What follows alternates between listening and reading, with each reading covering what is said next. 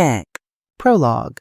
The moment everything shattered. The first sound I remember from that Christmas dinner was the scrape of forks against china plates, a soft, rhythmic noise that suddenly stopped when my sister pulled her boyfriend toward me. Olivia's smile was already fixed in place before she opened her mouth, that practiced expression she'd perfected over 30 years of performing for audiences. The Christmas lights strung across my father's Victorian dining room cast red and green shadows across her face, making her look like something out of a department store window display. Beautiful, artificial, cold. "I want everyone to meet my sister properly," she announced, her voice carrying that bright theatrical quality she used when she wanted attention. The conversations around the table died down. Cousins stopped mid-bite. Aunt Jennifer set down her wine glass. Uncle Tom turned in his chair. Olivia's hand was firm on her boyfriend's arm. Ethan Cole, the investor everyone had been fawning over all evening. He stood beside her, tall and still, his expression unreadable. "This," Olivia said, and paused for effect like she always did, "is the failure of our family." My father, Robert, laughed first.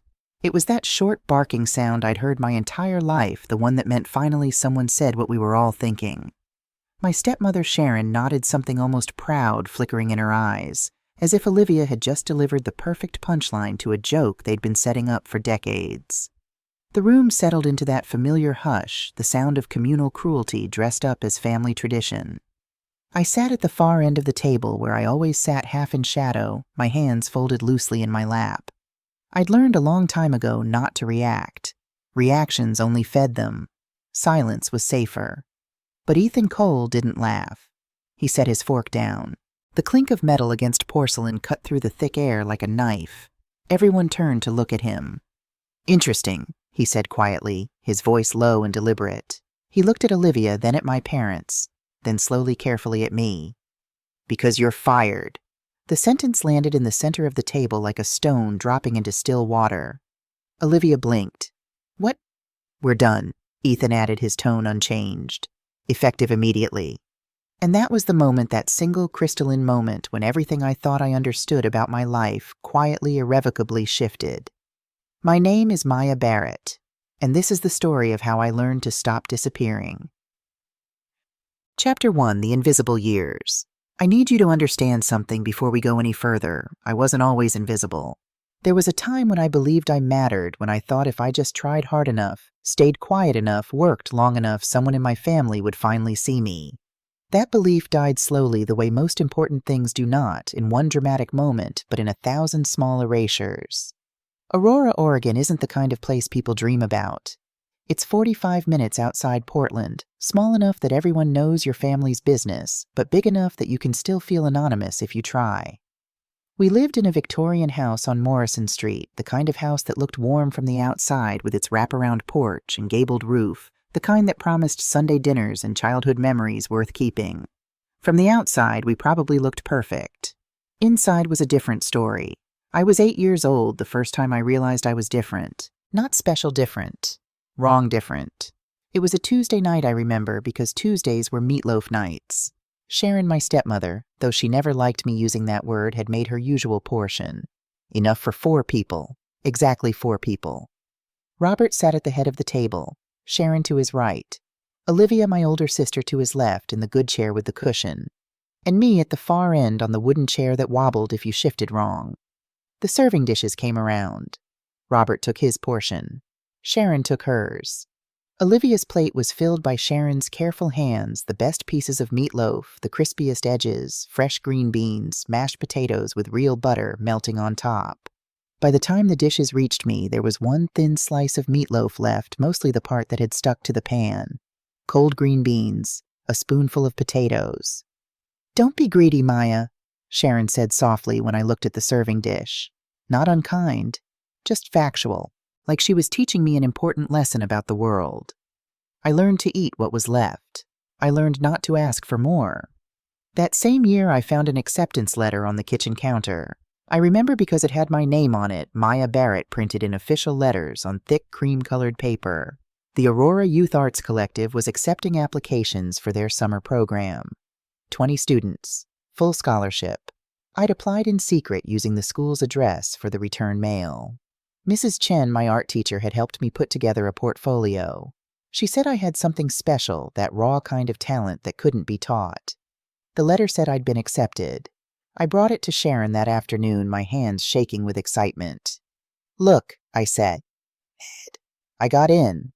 She read it slowly, her face expression less. Then she set it down on the counter very precisely, like she was handling something fragile that she didn't want to touch too long.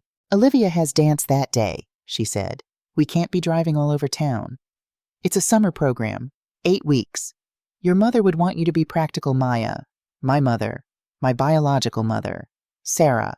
She died when I was 3, a car accident on Highway 99 that I had no memory of. Sharon married Robert 2 years later. I'd been calling her Sharon since I was old enough to understand she didn't want me calling her Mom. But the answer is no." The acceptance letter went into the trash that night. I watched Sharon throw it away while she scraped dinner plates, her movements efficient and final. 2 days later, boxes arrived from Portland. Olivia's new dance costumes. 5 of them. Custom-made with real sequins and hand-stitched details. $700, I heard Robert tell his business partner on the phone. Worth every penny for his talented daughter. That was the first time I understood there was money for Olivia's dreams. Just not for mine.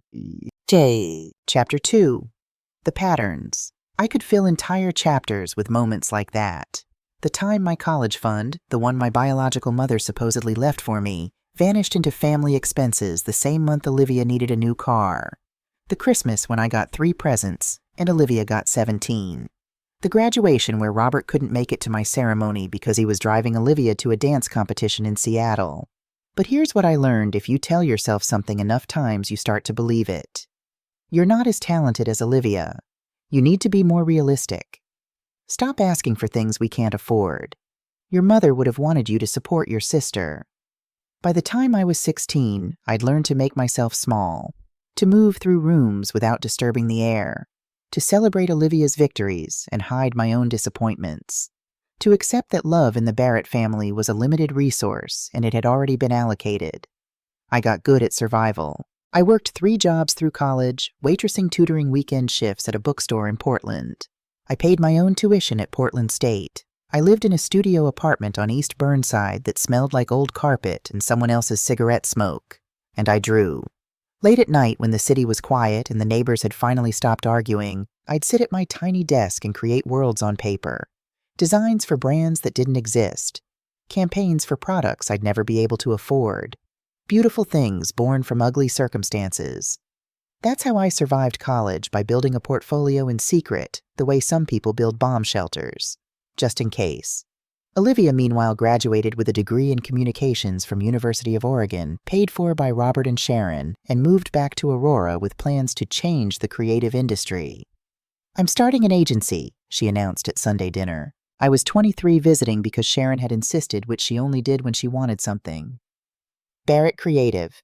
I'm going to need someone to handle the boring stuff, admin files, maybe some basic design work." She looked at me across the table. "You're decent with computers, right?" That's how it started. Not with a job offer, not with respect or recognition, with Olivia needing someone to handle the boring stuff, and me being available, broke, and too conditioned to say no. "It'll be good for your resume," Robert said, like he was doing me a favor. "Working for family. I should have run. I should have stayed in my cigarette smoke apartment and built my own life, brick by brick, far away from people who'd spent decades teaching me I didn't matter. But here's the thing about growing up invisible. You start to believe that any attention, even cruel attention, is better than none at all. So I said yes. Chapter 3. The Corporate Machine. 10 years. That's how long I worked at Barrett Creative before the Christmas dinner that changed everything. 10 years of watching Olivia present my concepts to clients. 10 years of seeing my designs launched under her name. 10 years of being introduced as my sister who helps with the technical stuff. While I quietly built campaigns that won awards, Olivia accepted with practiced humility. The agency had grown. We had offices in a renovated building downtown Aurora, all exposed brick and industrial lighting, the kind of space that looked good on Instagram. 17 employees, 6-figure contracts, a reputation for innovative branding that had companies from Seattle to San Francisco reaching out. All of it built on work Olivia claimed as her own. I know what you're thinking. Why didn't you leave? Why didn't you speak up?" I tried. Once. It was 3 years into working there. We'd landed our biggest client yet, a sustainable fashion company out of Portland that wanted a complete rebrand. I'd worked for 6 weeks on the pitch mood boards, color palettes, 3 complete campaign concepts with social media strategies and launch timelines. The night before the presentation, I'd found Olivia in the conference room copying my files. "What are you doing?" I'd asked. She'd looked up, not even startled. "Making sure everything's ready for tomorrow." "That's my presentation." "Our presentation," she'd corrected. "You work for me. Remember, everything you create here belongs to the agency. I created it, my concepts, my vision. And I'm the one with the reputation, the connections, the credibility. Clients want to work with me, Maya. They trust my name." She'd closed the laptop, her expression almost pitying. "You're talented, I'll give you that. But talent without presentation is just effort. Nobody remembers effort." I'd stood there in the doorway watching her gather my work like it was hers to take, and I'd felt something inside me go very quiet and very cold. The next day, Olivia had presented the campaign flawlessly. The clients loved it. We signed a 3-year contract worth $400,000. Olivia got a write-up in Portland Monthly as one of Oregon's 30 under 35 creative visionaries. I got a 2% raise and a good job on the support work. That was the moment I should have walked away. But I didn't. Because somewhere deep down in a place I didn't like to examine too closely, I still believed that maybe if I worked hard enough, if I proved myself valuable enough, my family would finally see me as more than the disappointing daughter who couldn't quite measure up to perfect Olivia. Trauma makes you stupid that way. It convinces you that the people hurting you might one day love you if you just try harder. Chapter 4. The Last Insult. It was a Tuesday afternoon in early December when everything started to unravel. Not dramatically, not with shouting or confrontation, with a voice carrying across the break room. I was in the back hallway coming back from a client call when I heard Olivia's laugh. That high performative sound she made when she wanted people to think she was carefree and fun. "My sister doesn't have a real career," she was saying. The words drifted through the half-open door, clear as glass breaking. "She just kind of floats around. Honestly, I only keep her around because family is family, you know. Can't exactly fire your own sister." More laughter. Agreeing voices. Someone Jennifer from accounting said something too quiet for me to hear. "Oh, Maya," Olivia's voice brightened. "She's fine with it. She's never been ambitious. Some people just aren't built for leadership." I stood there in the hallway, my laptop bag heavy against my shoulder, breathing carefully through the familiar sting. It wasn't new. This kind of casual cruelty was Olivia's specialty, the insult dressed up as concern, the dismissal framed as fact. I didn't go into the break room.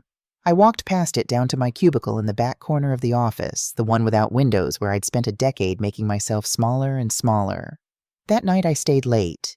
Everyone else had gone home. It was Jennifer's birthday, and they'd all gone to that wine bar on 5th Street that I'd never been invited to. The office was silent except for the hum of fluorescent lights and the distant sound of traffic. I sat at my desk and opened my work files, and that's when I saw it. My concept file, the one I'd been developing for our biggest pitch next month, weeks of research and design work, was gone from the shared folder. In its place was a new version. Same concept, same color scheme, same tagline I'd spent 3 days perfecting. But the file name was different. And in the credits section where my name should have been, it said Creative Direction, Olivia Barrett. Design Lead, Olivia Barrett. My name appeared once at the very bottom, Administrative Support, Maya Barrett. I stared at the screen until my eyes burned. Then I checked the access logs. There it was. December 9th, 2:47 a.m. Olivia's username. Downloaded my original file. Deleted it. Uploaded her version. My hands were shaking when I heard the knock. Marcus Chen stood in the doorway of my cubicle. Marcus was our intern, 26 years old, fresh out of Portland State, with a design degree and the kind of quiet intensity that made people underestimate him. "I saw her do it," he said softly. His eyes kept flicking toward the hallway like he expected Olivia to appear. "Yesterday afternoon. She downloaded your file, deleted the original, and renamed it." I didn't say anything. I couldn't. "I have screenshots," Marcus continued, "time-stamped. I saved copies of your original work before she deleted it." He pulled a USB drive from his pocket and set it on my desk. just in case you ever need proof." "Why would you do that?" My voice came out rough, unused. Marcus looked at me for a long moment. "Because my older brother did the same thing to me. Our family business. He took everything I built and put his name on it." He swallowed. "I didn't have proof. You do." He left before I could respond. I sat there in the empty office holding the USB drive, and something inside me that had been bending for 30 years finally quietly snapped. Chapter 5. The discovery. I didn't go home that night. I stayed at the office, methodical and cold, going through years of files like an archaeologist excavating a crime scene. Every project I'd worked on, every concept Olivia had claimed, every presentation where my work disappeared into her portfolio like water into sand. I documented everything. Screenshots, timestamps, version histories showing my original files and Olivia's copies, emails where she'd taken my ideas and presented them as her own thoughts, often word for word. By midnight, I had a folder with 43 separate instances of theft spanning 6 years. 43 times she'd erased me and replaced me with herself. But I wasn't done. Something Marcus had said kept echoing in my head: our family business. Family, business, money. I pulled up the agency's financial records, the ones I had access to because I'd been handling bookkeeping for years while Olivia was too busy with creative direction to deal with numbers. I started with the basics: operating expenses, payroll, client payments. Then I saw the transfers.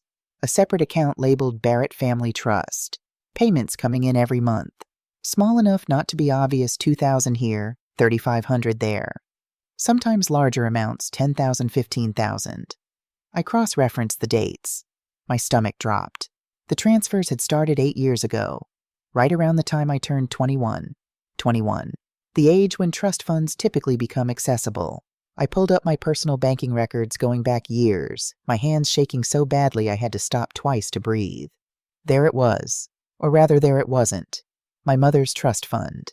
The one Robert had mentioned exactly once when I was 16, telling me there wasn't enough money for the art program because everything was tied up in investments. $127,000. That's what my biological mother, Sarah, had left me. I found the original trust documents in the old file cabinet buried under a decade of tax returns. Established in 1997, beneficiary Maya Barrett, trustee Robert Barrett, Tet. And over the course of 8 years, starting the month I turned 21, every single dollar had been transferred out. Not to me, to the Barrett Family Trust, an account that fed directly into Olivia's personal checking account. I sat there in the dark office, the documents spread across my desk, and I understood with perfect crystalline clarity they hadn't just taken my work. They'd taken my inheritance, my mother's final gift. The only thing Sarah had been able to leave me before that drunk driver hit her car on Highway 99 and erased her from my life. And they'd given it to Olivia. I don't know how long I sat there. Long enough for the night cleaning crew to come and go. Long enough for the sky outside to fade from black to that thin, weak gray that comes before dawn. My phone buzzed. A text from an unknown number. "I have more. Meet me at the grind 7 a.m. tomorrow. Marcus." I looked at the message for a long time. Then I looked at the documents. Then I looked at my reflection in the dark computer screen. A tired woman staring back at me, someone I barely recognized. For 30 years I'd been taught that my place was in the shadows, that wanting more was greedy, that speaking up was causing problems, that staying quiet was the price of belonging to a family that had never really wanted me in the first place. But here's what I finally understood sitting alone in that office at 4:17 in the morning: I'd never belonged to them. And maybe that meant I was finally free to belong to myself.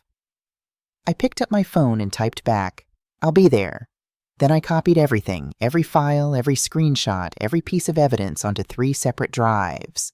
One I'd keep, one I'd give to Marcus, one I'd hide somewhere safe. Because whatever happened next, whatever I decided to do with the truth I'd uncovered, I was done being invisible. I was done being erased. And I was absolutely done staying quiet. End of Part 1. To be continued. Chapter 6, The Alliance. The Grind was one of those coffee shops that tried too hard to be Portland hip while stuck in suburban Aurora. Exposed pipes, mismatched furniture, a chalkboard menu with unnecessarily complicated drink names. At 7 in the morning, it was nearly empty, just a few early commuters staring at laptops, and a barista who looked like she'd rather be anywhere else. Marcus was already there when I arrived, sitting in the back corner booth with 2 cups of coffee and the kind of tension that made him look like he was waiting for a trap to spring. "Black right." He pushed 1 cup toward me as I slid into the booth. I remembered from the office. The fact that anyone had noticed how I took my coffee felt oddly significant. At Barrett Creative, I'd been making coffee runs for 5 years, and no one had ever once asked me how I liked mine. "Thank you." I wrapped my hands around the cup, grateful for the warmth. December mornings in Oregon had a way of seeping into your bones. Marcus glanced around the coffee shop before pulling a laptop from his bag. He opened it, angled the screen away from the window, and typed in a password. His hands were shaking slightly. "I need you to know something before I show you this," he said quietly. "I could lose everything. My career, my reputation. If Olivia finds out I'm helping you, she'll make sure I never work in this industry again." "Then why are you doing this?" He looked at me, then really looked at me, and I saw something in his expression. I recognized the particular exhaustion that comes from watching someone powerful destroy someone powerless and being too afraid to stop it. "My brother's name is Daniel," Marcus said. "He's 5 years older than me. When our dad died, he left us the family restaurant, a Vietnamese place in southeast Portland that my parents built from nothing. Daniel and I were supposed to run it together. Equal partners." He pulled up a folder on his laptop, his jaw tight. Within 6 months, Daniel had rewritten the partnership agreement, forged my dad's signature on documents, and pushed me out completely. Told everyone I was unreliable, that I didn't want responsibility, that I'd walked away from the family legacy. Marcus's voice was flat factual, but I could hear the pain underneath. By the time I got a lawyer, it was too late. No proof, no documentation, just his word against mine, and he was older, more established, more believable. "I'm sorry," I said and meant it. "I'm not telling you this for sympathy." He turned the laptop toward me. "I'm telling you so you understand why I've been documenting everything Olivia does. Because I know what it's like to watch someone steal your work, your money, your whole future, and have no one believe you." The screen showed a folder structure that made my breath catch. Years of files, hundreds of documents. "I started keeping records my second week at the agency," Marcus continued. "I saw how she treated you, how she'd take credit for your ideas in meetings, how she'd edit your work and remove your name. At first I thought maybe it was just normal office politics, you know. But then I started noticing the pattern." He clicked through folders: project theft, financial irregularities, email evidence, meeting recordings. "Meeting recordings?" I asked. "Oregon's a one-party consent state for recording," he said. "I've been recording every meeting where Olivia claims your work is hers, not to use against you, to protect you, just in case." I stared at the files, my coffee growing cold in my hands. "Why didn't you tell me sooner?" "Because I wasn't sure if you wanted to know." Marcus met my eyes. "Some people, they just want to survive. They don't want to fight, and I get that. Fighting is exhausting. Fighting with family is—" He trailed off. "I needed to be sure you were ready. And now?" "Now?" He pulled out the USB drive I'd seen him with the night before. "Now I think you're ready. And I think you need to see everything."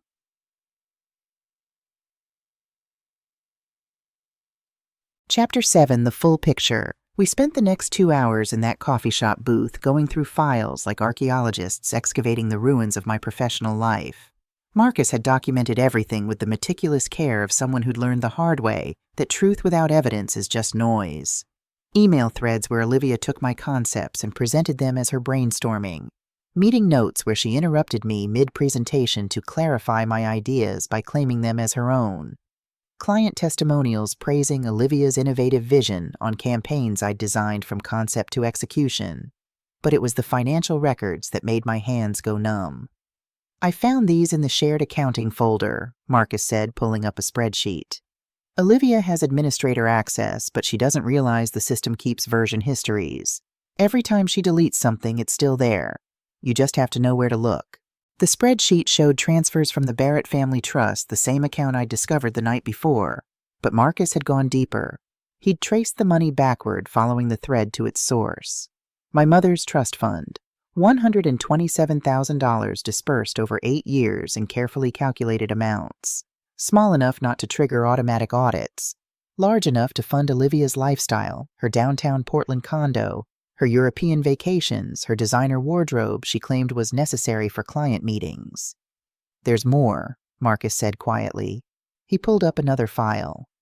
"Company expenses. Olivia's been billing personal purchases to the agency restaurants, shopping, even her car payments. Then she reimburses the company from the trust account. It's basically money laundering, just within family accounts. How much over the past 3 years? About $48,000 in fraudulent expenses." I sat back against the booth, feeling like the air had been knocked out of me.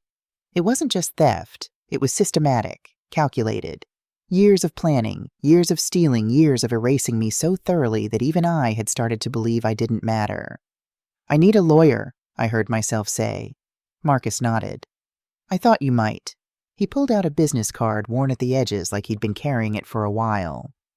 "Her name is Claire Morrison. She specializes in corporate fraud and family law. I looked her up. She's good. Really good. And she has a reputation for taking on cases that matter to her." I looked at the card. Morrison and Associates. A Portland address. A phone number I'd already memorized by the time I slipped the card into my pocket. "Marcus," I said carefully, "if we do this, if I actually pursue this, Olivia will come after you. You know that, right?" "Yeah." He started packing up his laptop, his movements careful and deliberate. "But here's the thing I learned from losing my family's restaurant: staying quiet doesn't protect you. It just lets the people hurting you sleep better at night." He stood shouldering his bag. "Besides," he added, something almost like a smile crossing his face, "I graduate in May. I've already got job offers from 3 agencies in Seattle. Olivia Barrett can't destroy a career I'm about to start somewhere she has no power." After he left, I sat alone in that booth for another 20 minutes, staring at Claire Morrison's business card. The coffee shop had filled up with the morning rush, parents with strollers, retirees reading newspapers, teenagers cutting class. Normal people living normal lives, unaware that in the back corner booth a woman was deciding whether to blow up the only family she'd ever known. I pulled out my phone and dialed before I could talk myself out of it. The phone rang 3 times before a woman answered. "Morrison and Associates." "Hi," I said, my voice steadier than I expected. "My name is Maya Barrett, and I need to speak with Claire Morrison about a fraud case." There was a pause. "Are you in immediate danger?" The question caught me off guard. "No, not physical danger." "Okay. Claire's in court this morning, but I can get you on her calendar for this afternoon. Would 2 o'clock work?" I thought about my schedule.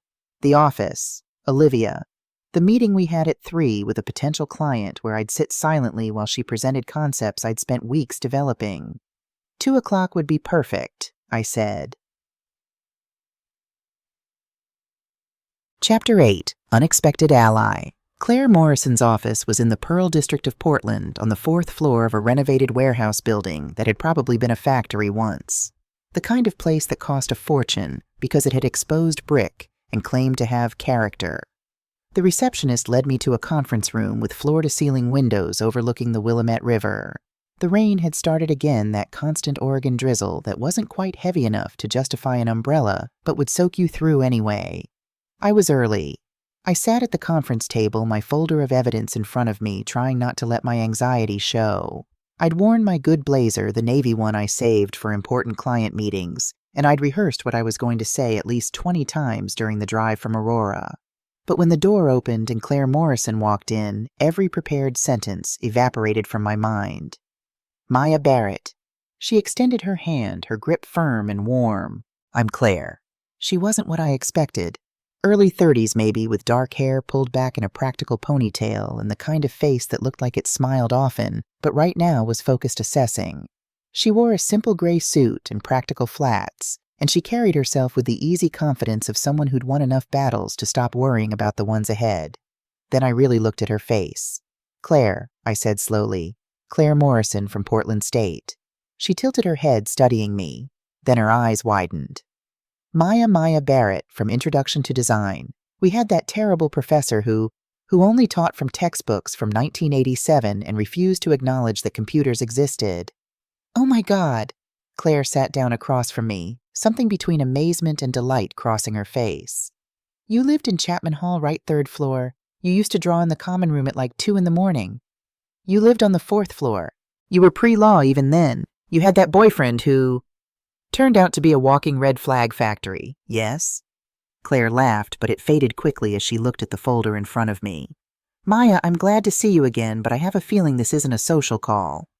No, I said quietly. It's not. I opened the folder and started laying out the evidence.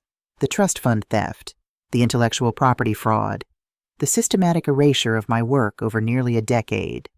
Claire didn't interrupt. She just listened occasionally, making notes on a legal pad, her expression growing more serious with each document I showed her. When I finished, she sat back in her chair and looked at me for a long moment. How are you doing? She asked. The question surprised me. I'd expected her to ask about evidence, about documentation, about legal strategy, not about me. I don't know, I answered honestly. I feel like I've been holding my breath for 30 years and I just realized I don't have to anymore. Claire nodded slowly. That's a good way to describe it. She pulled the documents toward her, studying them more carefully. Okay, here's what I'm seeing. You've got a strong case for civil fraud and embezzlement. The trust fund theft alone is significant. That's a 6-figure sum with clear documentation of unauthorized transfers. The intellectual property theft is murkier legally, but could be pursued under copyright law and breach of fiduciary duty, especially since you're technically a partner in the agency, even if Olivia's been treating you as an employee. Wait, I leaned forward. What do you mean, partner? Claire looked at me curiously. You don't know what? She flipped through the documents until she found what she was looking for, a copy of the Barrett Creative LLC formation papers. She pointed to a section I'd never bothered to read carefully. Barrett Creative was established as an LLC with 2 founding members, Olivia Barrett and Maya Barrett. 30% equity to you, 70% to her. It's right here in the original filing. I stared at the document. My name, my signature. From 8 years ago when Olivia first started the agency and needed someone to co-sign the business loan. But she said I was just helping out. Administrative support. She lied. Claire's voice was gentle but firm. You're not an employee, Maya. You're a co-owner, which means everything she's done, taking your work, claiming your concepts, excluding you from profit sharing, is a breach of partnership agreement. The room felt too small suddenly, too bright. I stood up and walked to the window, looking out at the rain-slicked streets below. I want to be very clear about something, Claire said behind me. Cases like this, family cases, they get ugly. Your sister will fight back. Your father will likely support her. You'll lose relationships. People will take sides. And even if we win, even if we get you everything you're legally entitled to, it won't give you back the 30 years they stole. It won't make them love you the way you deserved to be loved. I know, I said quietly. So I need to ask, are you sure you want to do this? Not for revenge, not to prove a point, but because it's what you need to move forward with your life. I thought about that acceptance letter Sharon had thrown away, about the college fund that vanished, about 43 stolen projects and 100 small cruelties disguised as family traditions, about sitting at the end of the table, always eating what was left, believing I didn't deserve more. I'm sure, I said. Claire was quiet for a moment. Then okay, then let's get to work.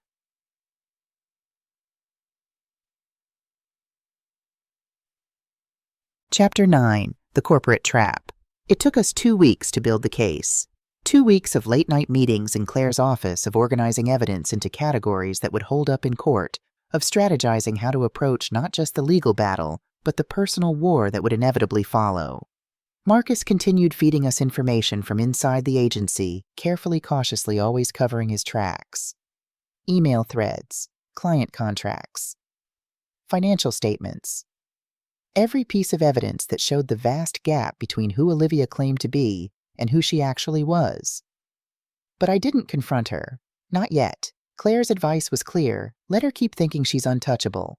People get careless when they think they've won. So I went to work every day like nothing had changed. I sat in meetings and stayed quiet. I let Olivia take credit for my latest campaign concept. I smiled when she introduced me to clients as my sister who handles logistics, and I watched. I documented. I waited. It was the 3rd Monday in December, exactly 2 weeks after my meeting with Claire, when everything shifted again. I was working late, finishing up revisions on a pitch deck that Olivia would present as her own the next day. The office was mostly empty. I could hear the cleaning crew vacuuming downstairs, the distant hum of traffic from the street below. Then I heard voices from the executive conference room. The door wasn't quite closed. Light spilled out into the hallway. I stood from my desk intending to just close it on my way out when I heard my father's voice. "Can't tell her yet. She'll make it complicated." I froze. "Dad?" "She's going to find out eventually." That was Olivia. "When the sale goes through, by then it won't matter. The contracts will be signed. The transfer will be complete." Robert's voice had that tone he used when making business decisions, cold and calculated. "Tech Vision is offering $4.2 million for the company. We'd be fools to pass that up." My hand was on the doorframe. I couldn't move. "What about Maya's equity?" Olivia asked. Not concerned, just practical. "What equity?" Robert laughed. "She never exercised her options, never formalized her ownership stake. Legally, she's just an employee. The LLC papers were just to secure the initial business loan. She doesn't actually own anything." My chest felt tight. I couldn't breathe. "Even if she tried to claim otherwise," Robert continued, "those original documents disappeared during the office renovation 2 years ago. Remember the filing cabinet that got accidentally taken to the dump?" "Oh," Olivia said. And then after a pause, "Oh, that was smart." "It was necessary." My father's voice was firm. "I've spent 30 years cleaning up your mother's mess, taking in Sarah's kid, raising her like she was my own, trying to make the best of a bad situation. I'm not going to let Maya's misplaced sense of entitlement derail a multi-million-dollar sale." The world had gone very quiet. Even the vacuum cleaner downstairs seemed to have stopped. "When are you meeting with Tech Vision again?" Olivia asked. "Thursday. They want to tour the facility, meet the key personnel, by which they mean you, and review the client portfolio. If all goes well, we could have contracts signed by Christmas." "Perfect timing." Olivia sounded pleased. "We're having the family dinner at your place on Christmas Eve, right? We can celebrate there. Maya won't suspect anything until it's too late." They kept talking, but I'd heard enough. I walked back to my desk, moving on autopilot. I opened my laptop, pulled up Claire Morrison's contact info. My hands were shaking so badly it took 3 tries to type out the email. "They're selling the company. Thursday meeting with Tech Vision Corp. They destroyed the original LLC papers. Need to talk tomorrow morning." I hit send. Then I sat in my cubicle in the darkness, listening to my father and sister plan how to erase me one final time, and I thought, enough. I'd spent 30 years being erased, 30 years being told I didn't matter, didn't deserve, didn't belong. But I had something they didn't know about. I had evidence. I had an ally in Claire. I had Marcus's documentation.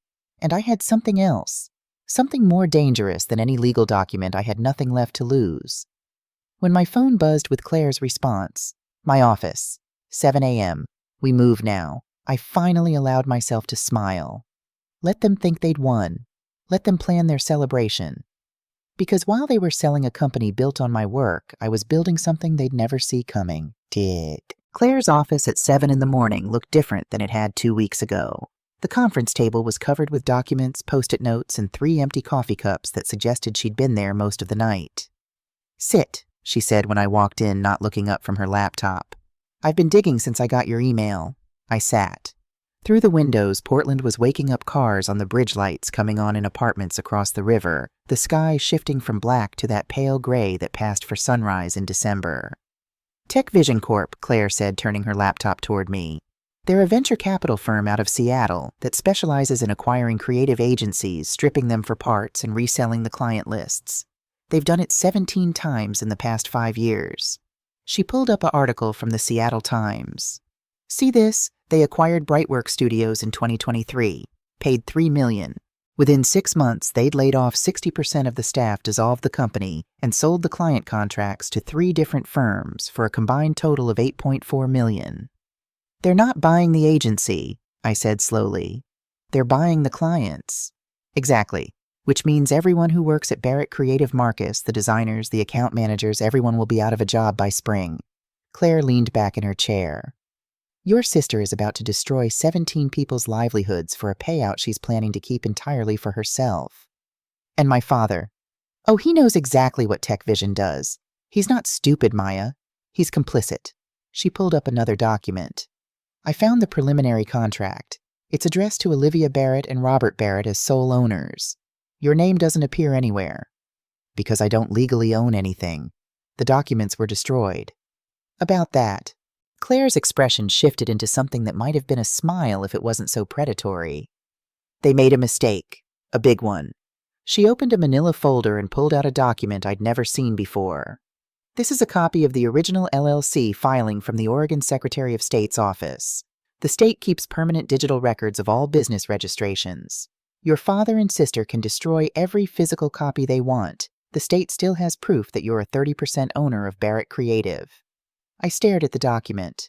My name, my signature, stamped and dated December 12th, 2016. We can fight the sale, I asked. We can do better than that. Claire pulled out another set of documents. We can expose the fraud, block the sale, and force a full audit of the company's finances, which will reveal the trust fund theft, the embezzlement, all of it. How long will that take? Normally months, maybe years. Claire met my eyes. But if we move fast, and I mean fast, we can get an emergency injunction filed before their Thursday meeting. Stop the sale dead in its tracks. They'll fight back. Of course they will. Your father will lawyer up immediately. Olivia will cry to anyone who'll listen about how you're an ungrateful, jealous sister trying to destroy the family business. Claire's voice was matter-of-fact. They'll drag your name through the mud. They'll make you look vindictive, petty, maybe even unstable. Are you prepared for that? I thought about 30 years of being called greedy for wanting what was mine. 30 years of being told I was too sensitive when I objected to being erased. 30 years of watching my family perform love while practicing cruelty. Yes, I said. I'm prepared. Good. Claire started organizing documents into folders. Then we file today. I'll need you to sign some paperwork, and then I need you to do something difficult. What? Go to work. Act normal. Don't let them know anything's changed. She looked at me seriously. Because the moment we file, all hell is going to break loose. So enjoy your last few hours of anonymity. Chapter 11, The Revelation. I left Claire's office at 8:30 with a manila envelope full of documents and instructions to sign nothing, agree to nothing, and wait for her call. But I didn't go to the office. Instead, I drove north on I-5 through the morning rush hour traffic past the exits for downtown Portland, heading toward a suburb I hadn't visited in nearly 2 years. My Aunt Elizabeth lived in Hillsboro in a small craftsman house with a garden that was probably beautiful in summer, but looked skeletal and sad in December. I parked on the street and sat in my car for 5 minutes trying to decide if this was a good idea. Elizabeth was my mother's sister, my biological mother, Sarah. They'd been close once before the accident, before everything fell apart. After Sarah died, Elizabeth had tried to stay in my life, birthday cards, occasional phone calls, visits that grew less and less frequent, as Sharon made it clear they weren't welcome. The last time I'd seen her was at my grandmother's funeral. She'd pulled me aside after the service and said, "If you ever need anything at all, call me." I'd never called. I got out of the car and walked up the path to her front door. It was decorated with a winter wreath, cheerful and welcoming in a way my father's house had never been. I knocked. The woman who opened the door was older than I remembered, gray streaking through her dark hairlines around her eyes, but her face was kind in a way that made something in my chest ache. "Maya!" Elizabeth's eyes widened. "Oh my God, Maya, is everything? Are you okay? Can I come in?" My voice came out smaller than I intended. Of course. She stepped back, ushering me inside. The house smelled like coffee and cinnamon, warm and lived in. "Let me just sit down, please. I'll make tea." "I don't need tea." I stood in her living room looking at the photos on the mantel. Most of them were of people I didn't know, Elizabeth's husband, her kids, who I'd met maybe twice. But there in a silver frame was a photo I recognized. My mother, Sarah, young, maybe mid-20s, sitting on a beach somewhere with her hair blowing in the wind. She was laughing at something outside the frame, her face open and unguarded. "You look like her," Elizabeth said quietly behind me. "More every year." I turned to face her. "I need you to tell me the truth about something." She went very still. "What kind of truth?" "About the money. The trust fund Sarah left me. Where did it go?" Elizabeth's face changed, something like guilt mixed with old anger flashing across her features.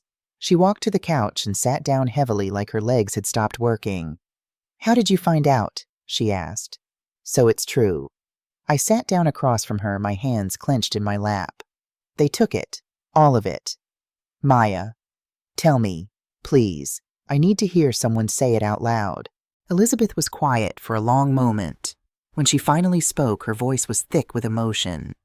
"When Sarah died, she left everything to you. It wasn't much. She was young. She didn't have life insurance beyond what her employer provided. But there was a settlement from the accident, $127,000. She'd written in her will that it should go into a trust for you, accessible when you turned 21. Robert was the trustee. Yes, Sarah trusted him. He was married to Sharon by then, and they'd agreed to raise you. Sarah thought he'd take care of you." Elizabeth's hands twisted together. "I should have fought for custody. I wanted to, but I was 24 years old, unmarried, working 2 jobs just to pay rent. The court decided you were better off with Robert and Sharon, a stable 2-parent household." "They stole from me," I said flatly. "For 8 years, every penny. I didn't know." Elizabeth looked at me with such desperate sincerity that I believed her. "I swear, Maya, I didn't know until 6 months ago. I was going through some old boxes and I found paperwork from the trust. I saw the account number and I looked it up. When I realized what they'd done." "Why didn't you tell me?" "I tried." Her voice broke. "I called you 3 times. You never called back. I remembered those calls. 3 missed calls from an Oregon number I didn't recognize. I'd been busy with a client deadline. I'd meant to call back. I never did." "I'm sorry," I whispered. "Don't apologize. You had no reason to trust anyone from that family." Elizabeth stood abruptly and left the room. She came back a minute later with a shoebox, old and battered. "These are yours. Sarah left them for you. I was supposed to give them to you when you turned 18, but Sharon, she said it would upset you, that it was better to let you move on." I took the box with shaking hands. Inside were letters, dozens of them in envelopes addressed to Maya in handwriting I'd never seen before. "She wrote you a letter every month of your life," Elizabeth said softly, "from the day you were born until the day she died. She wanted you to have something from her, to know she loved you." I pulled out the first letter. The paper was soft with age, the ink slightly faded. "My dearest Maya, you're 3 months old today. You smiled at me this morning, your first real smile, not just gas like your pediatrician said. You smiled at me and my whole world changed." I couldn't read anymore. The words blurred. "There's something else you need to know," Elizabeth said quietly. She sat back down, looking older and more tired than before. "Something I should have told you years ago." "What?" She took a deep breath. "Robert isn't your father, Maya. Not biologically." The room tilted. "What say?" "Sarah never told him. She was already pregnant when they met. You were about 2 months along. Your biological father was someone she'd dated briefly, someone who made it very clear he wanted nothing to do with a child. Robert knew. Sarah told him before they got serious, and he said he didn't care. He said he'd raise you as his own." I couldn't breathe, couldn't think. "Sharon never wanted children," Elizabeth continued, "but Robert convinced her, said it was the right thing to do, honoring Sarah's memory. But I think Sharon resented you from the beginning, not because of who you were, but because you were Sarah's child. And Sharon had always been jealous of Sarah. Why? Because Sarah was everything Sharon wanted to be. Beautiful, talented, loved. When your grandmother gave Sarah that trust fund money when the accident settlement came through, Sharon saw it as one more thing Sarah had that she didn't. So when the money came to you," Elizabeth trailed off, "I think she saw it as taking back what should have been hers. I sat there in my aunt's living room, holding letters from a mother I couldn't remember learning that the man I'd called father my entire life was connected to me by nothing but a lie wrapped in obligation." "I'm sorry," Elizabeth said again. "I'm so sorry you had to grow up in that house with those people. I should have fought harder for you. It's not your fault." I put the letters back in the box carefully, like they might dissolve if I wasn't gentle. "None of this is your fault." But it was someone's fault, and I was done letting them get away with it. Chapter 12. The confrontation. I got to the office at 11, late enough that people had stopped expecting me at my desk, early enough that the day was in full swing. The Barrett creative offices hummed with pre-holiday energy. Someone had put up Christmas decorations over the weekend silver garland, a small tree in the corner lights strung across the open workspace. It all felt surreal, like set dressing for a play that was about to go very wrong. My phone buzzed. A text from Claire in Junction filed. "They've been served. Brace yourself." I'd barely processed the message when I heard Olivia's voice, high and sharp, cutting through the office chatter. "What the hell is this?" She was standing at the entrance to the executive wing, holding papers, her face flushed with anger. Robert stood behind her, his expression carved from stone. Everyone in the office went quiet. "Maya," Olivia's voice cracked like a whip. "Conference room. Now." I stood, slowly picked up my laptop bag, and walked toward the executive wing. Every eye in the office followed me. I could feel Marcus watching from his desk, tension radiating from him. The conference room had glass walls. Robert's design choice meant to make the company feel transparent and open. Right now, it meant everyone would see what happened next. I stepped inside. Olivia slammed the door. "You filed a lawsuit," she hissed. "Against your own family, against the company." "I filed an injunction to stop you from selling a company I own 30% of," I said calmly, "and a complaint about the theft of my inheritance." Robert's face had gone red. "You don't own anything. You're an employee, Maya. You always have been." "Actually, I'm a founding partner." I pulled out my phone, opened the photo Claire had sent me, and held it up. The LLC registration. My name. My signature. "The Oregon Secretary of State disagrees with you." "That's," Olivia started. "Proof," I finished. "Official legal proof that you've been lying for 8 years, that you destroyed documents, that you committed fraud. We gave you a job," Robert said, his voice low and dangerous. "We gave you a home, an opportunity, a place in this family. You stole from me." My voice didn't rise, but it filled the room. "You took my mother's money, every penny she left me. $127,000 transferred illegally to Olivia's personal accounts over 8 years. "That money was for family expenses," Olivia shot back. "For the business, for bullshit." The word felt good to say. "I have the transaction records, your apartment in Portland, your car, your vacations to Europe. All funded with my inheritance. All stolen." The office outside had gone completely silent.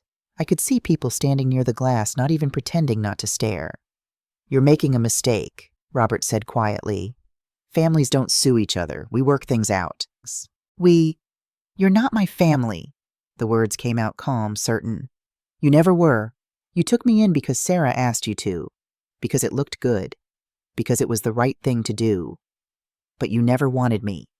You just wanted to look like good people while treating me like garbage." "Maya," Olivia's voice had changed, gone softer, pleading. "Come on. Don't do this. We can talk about this. We can work something out." "No," I said. "We can't." The door opened. Ethan Cole stood in the doorway, and for a moment no one moved. He looked at Olivia, then at Robert, then at me. His expression was unreadable. "Mr. Cole," Robert started, his voice shifting to that jovial business tone he used with investors. "This is just a family misunderstanding, a little disagreement about how you've been embezzling funds and committing IP fraud for years," Ethan said mildly. He stepped into the room, and I noticed he wasn't alone. 2 people in suits followed him, a man and a woman I didn't recognize. "I'm sorry to interrupt, but I think we need to have a conversation. All of us." He looked at me. "Maya, you should stay for this." Olivia's face had gone white. "Ethan, what are you—" "I've been conducting an audit of Barrett Creative for the past 8 months, Ethan said calmly. "Due diligence for my investment. Standard procedure." He pulled out a tablet, connected it to the conference room display screen. What I found was interesting. The screen lit up. Access logs, financial statements, email chains, project files with timestamps and metadata showing who created what and when. Everything. He had everything.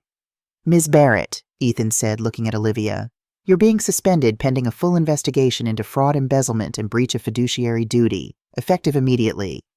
"You can't," she started. "I can. I own 40% of this company as of 6 months ago. Maya owns 30%. Together we control the board." He looked at Robert. "And Mr. Barrett, you're being removed as advisor.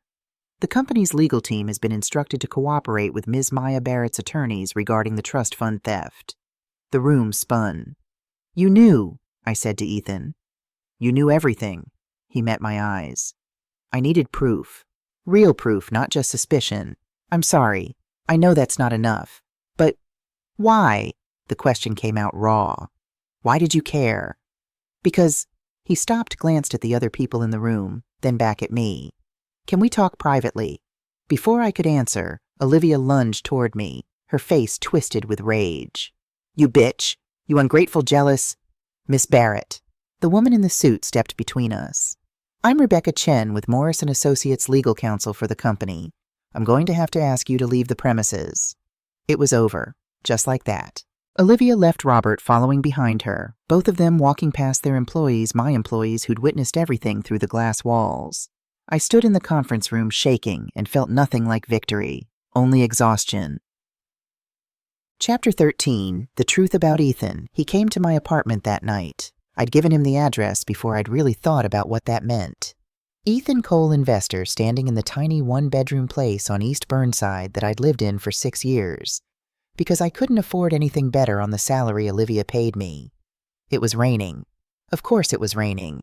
This was Portland in December. He stood in my doorway, soaked through, and said, I owe you an explanation.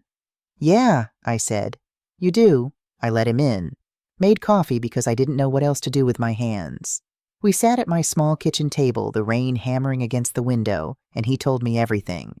His sister Grace, 26 years old, brilliant, funny, fragile.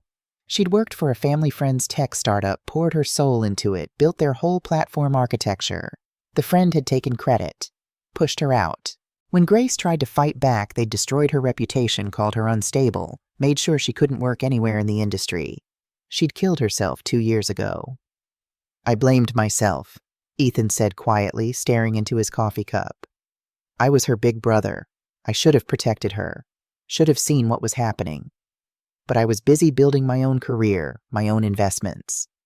By the time I understood what she was going through, it was too late. I'm sorry, I said. When I started doing due diligence on Barrett Creative, I saw the patterns, the way Olivia took credit for everything, the way you were always in the background, unnamed, invisible. It reminded me of Grace. He looked up at me. So I dug deeper, found the financial irregularities, the trust fund theft, all of it. You used me, I said. Not angry, just stating facts. I used the situation, he corrected. I dated Olivia to get close to the company, to gather evidence. I won't apologize for that, she deserved to be caught. But I never used you, Maya. I barely talked to you until everything was in place. Why? Because I didn't want to put you in danger, didn't want to give you false hope. I needed to be absolutely certain before I involved you. He set down his cup. And because every time I saw you in that office taking Olivia's abuse, staying quiet, disappearing, it made me angry. Angry at her. Angry at myself. Angry that the world keeps letting this happen. So this was about Grace, not about me. It started that way, Ethan admitted, but somewhere along the line it became about you too. About making sure what happened to my sister doesn't keep happening to people like you. We sat in silence for a while, the rain the only sound. What happens now? I asked finally. Now you decide. Ethan leaned back in his chair. You own 30% of a successful creative agency. I own 40%. We could rebuild it. Clean house? Run it the right way. Or we could sell it, split the proceeds, and walk away. Your choice. What about the Christmas dinner? I asked. My father invited me, before all this happened. Ethan smiled grimly. Are you planning to go? Yes, I said. I think I need to. Then I'll be there too. He stood. Because I have a feeling Olivia won't go quietly, and I want to make sure she knows exactly who she's dealing with now. After he left, I sat alone in my apartment, holding the box of letters from my mother, and thought about the strange way justice works. It doesn't heal you. It doesn't erase the past. It doesn't give you back the years that were stolen. But it gives you something else, the power to write the next chapter yourself. And sometimes that's enough.